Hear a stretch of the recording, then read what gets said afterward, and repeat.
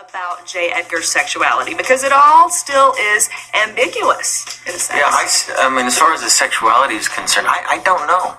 I don't think there's anyone that truly knows the truth. I think there's certainly if you talk to experts at the Bureau, they'll say that these were inseparable partners that had a lifelong relationship together on a professional level, and they worked together. And you talk to a whole other group of people, and they say, look, they spent every waking minute together. They went on vacation together. They, are buried next to each other. They lived together. They never had a personal relationship. They never were in love with anyone else or had a family. Put the pieces together. But I think I was very proud of the way that the writer handled it and how Clint handled it, because I think it was done in a very classy way. It showed two men that committed their life to the service of our country and put their personal life on hold and said, look, this is paramount. My job is paramount, and the reflection of who I am for my job is paramount. But you can't deny the love that they had for one another. There's a partnership there. They had a great adoration for one another. And beyond it being a sexual relationship, that's almost their business. Whether that was ever consummated, who knows? But they had a great affection for one another. What was the transformation physically like for you? Because it was hours, right, on set that you had to be transformed, and there were things going on with your hair and your jaw and your nose. What was it like? And what exactly did you have to do?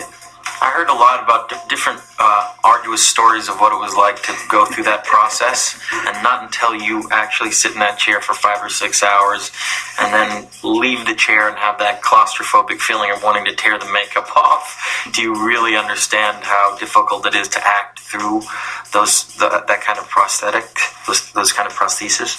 I take my hat off to people that do that on a daily basis for like 6 months at a time. I don't know how it's possible.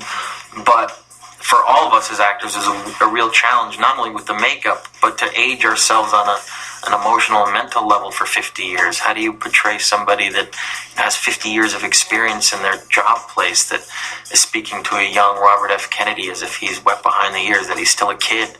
Those are the challenges for us as actors, and I'm very proud of all of our work in it. Why did you want to be involved with this?